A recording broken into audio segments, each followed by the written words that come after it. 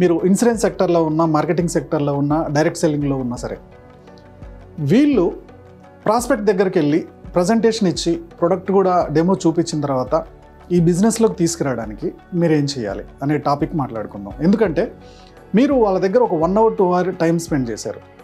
Okay, so ఇలా time spend చేసిన తర్వాత కూడా అక్కడ ప్రొడక్టివిటీ రాలేదు అంటే వాళ్ళకి లాసే, మీకు లాసే. మీరు బిజినెస్ ఆపర్చునిటీ చెప్పడానికి వెళ్ళారు, వాళ్ళు మీతో పాటు రాలే, మీ 2 hours లాసే. ఒకవేళ వాళ్ళు అంతసేపు ఉన్నా వాళ్ళకి అది అర్థం కాలేదు, లేదా ఒక ఒపీనియన్ తీసుకోలేకపోతున్నారు, ఒక డెసిషన్ తీసుకోలేకపోతున్నారు అంటే పాపం వాళ్ళకు కూడా లాసే. వాళ్ళు ప్రొడక్ట్ కొనడానికి కానీ లేదా మీతో పాటు జాయిన్ అవ్వడానికి కానీ వాళ్ళు రాకపోతే ఇంకా ఆ టైం అంతా వృధా, మీ ప్రయత్నం అంతా వృధా. అందుకని క్లోజింగ్ అనేది మీ బిజినెస్కి చాలా ఇంపార్టెంట్. ప్రాస్పెక్ట్ మీ ప్రజెంటేషన్ విన్నాడు, మీరు ఇంటికి వెళ్ళి చెప్పారో లేకపోతే డిజిటల్గా మీరు వెబినార్లోనో జూమ్లోనో విన్నాడు.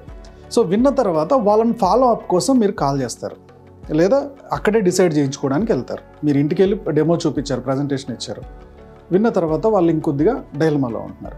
దీనికి ఫస్ట్ మన దగ్గర ఉండాల్సిన నాలెడ్జ్ ఏంటంటే, ఫస్ట్ మీరు కాన్ఫిడెంట్గా ఉండాలి.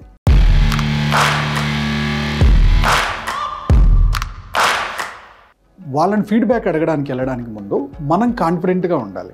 ఏంటా కాన్ఫిడెంట్? ఏ విషయాల్లో కాన్ఫిడెంట్గా ఉండాలి?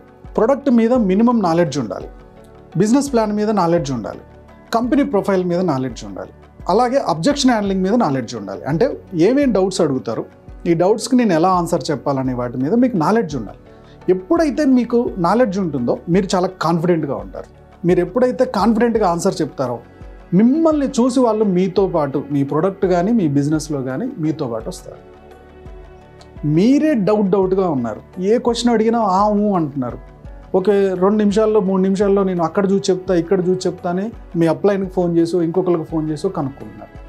ఇలా ప్రతి దానికి మీ అప్లైన్కి ఫోన్ చేసి కనుక్కుంటున్నారు.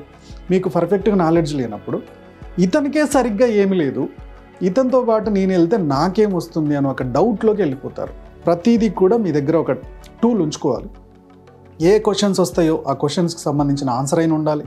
Okay, at the same time మీకు పీడిఎఫ్ రూపంలో, సో ఆ క్వశ్చన్కి సంబంధించిన పీడిఎఫ్ లైన్ ఉండాలి, లేదా ప్రోడక్ట్కి సంబంధించిన పీడిఎఫ్ ఉండాలి, కంపెనీ ప్రొఫైల్కి సంబంధించిన పీడిఎఫ్ ఉండాలి, ప్లాన్కి సంబంధించి, కమిషన్కి సంబంధించిన పీడిఎఫ్ ఉండాలి. ఇలా డౌట్స్ అడుగుతున్నప్పుడు ఇలా ఆ పీడిఎఫ్ చూపిస్తూ మీరు ఎక్స్ప్లెయిన్ చేయొచ్చు.